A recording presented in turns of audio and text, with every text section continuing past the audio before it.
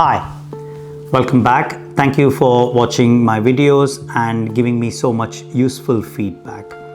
One of the very common questions that has come through is around this problem of Lyme disease and its relation to chronic fatigue or conditions like fibromyalgia. In this video, I'm going to be discussing or talking more about what we understand as Lyme disease, the acute version, and the chronic Lyme disease, and how it can present as chronic fatigue or one of the differential diagnoses for chronic fatigue. Now, first of all, what is Lyme disease? Essentially, this is a condition that is known as borreliosis. It is a bacterial infection that is spread by the bite of a tick, particularly one kind of tick called the deer tick or the blackleg tick there.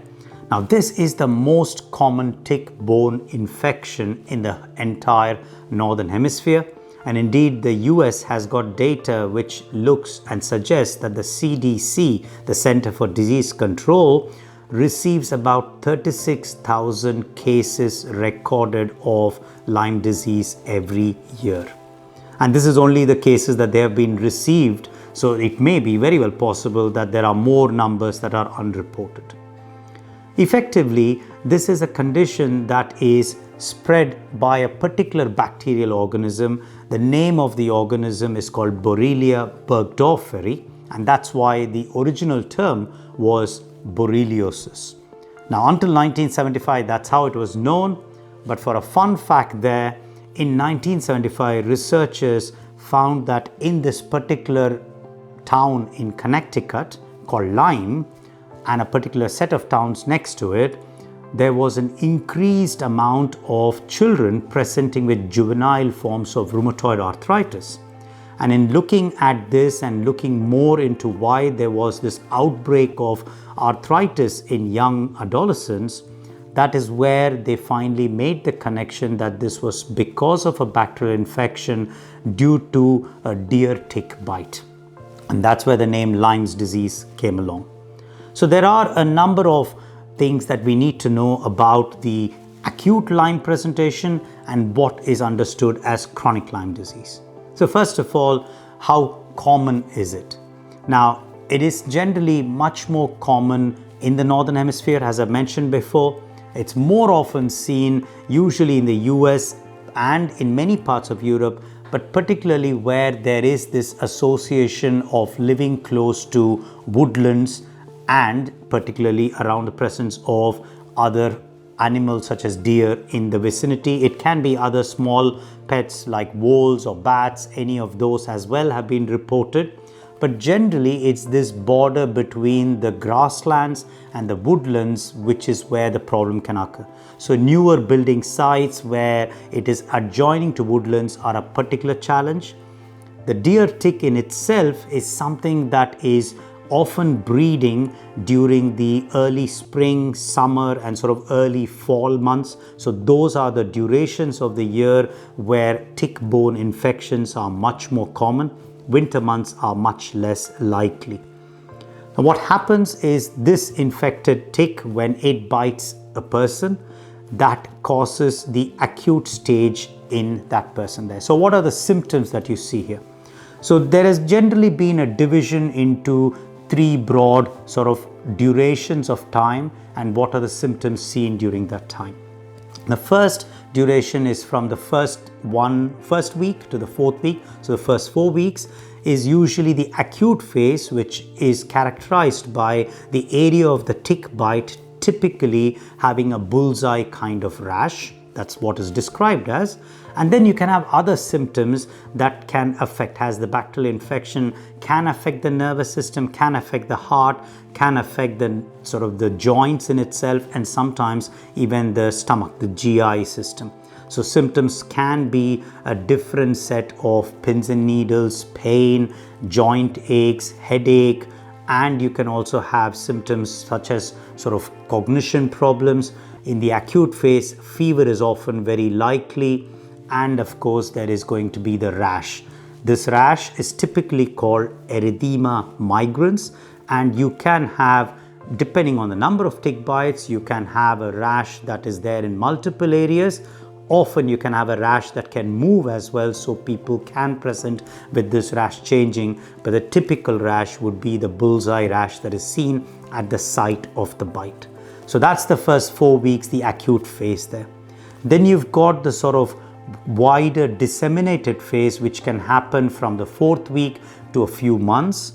And this is the phase where the disease itself, the infection, can get much more widespread, can affect the heart significantly or the brain, resulting in some of the longer term symptoms that we start to see, predominantly among them fatigue, pain, concentration or brain fog problems, disturbances in gut function, or disturbances or impact on the nervous system, causing a variety of symptoms that are almost like polyneuropathy, so different nerves getting affected there.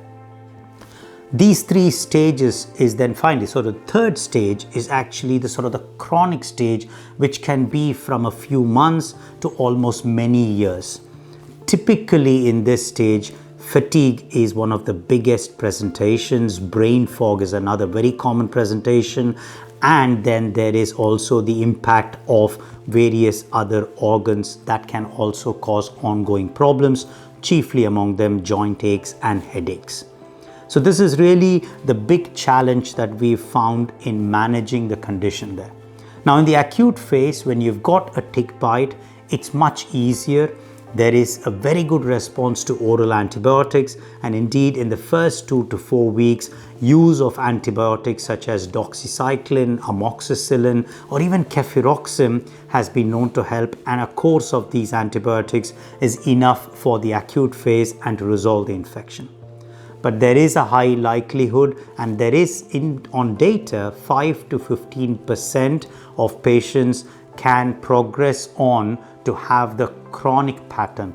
Now this is actually called as a chronic Lyme, and because of the number of symptoms they have, you have this sort of Lyme disease syndrome itself, and that is a big challenge because it resembles so much like the conditions of chronic fatigue or ME, and sometimes even fibromyalgia, depending on the pain that are there.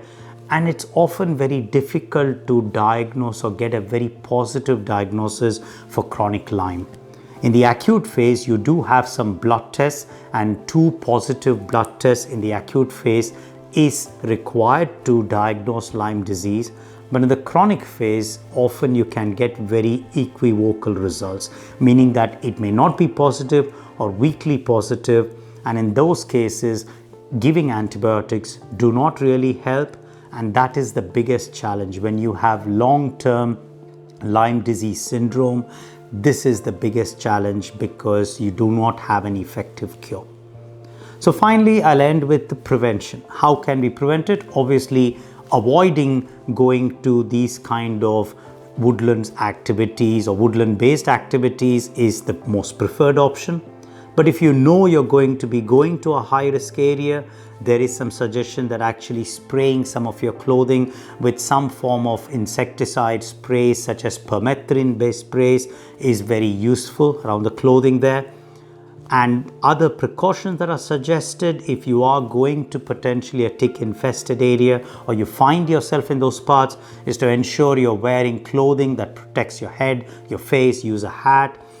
Specifically for the wooded areas, walk in trails that are well used rather than going between or into the woodlands itself. And more importantly, wear good protective footwear. Ensure that your trouser legs are probably sort of stuffed within your socks rather than to expose it.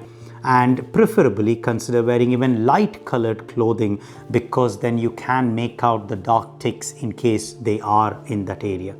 Obviously, when you do come back, ensure that these are washed and the clothes are separated out and made sure that they are washed separately.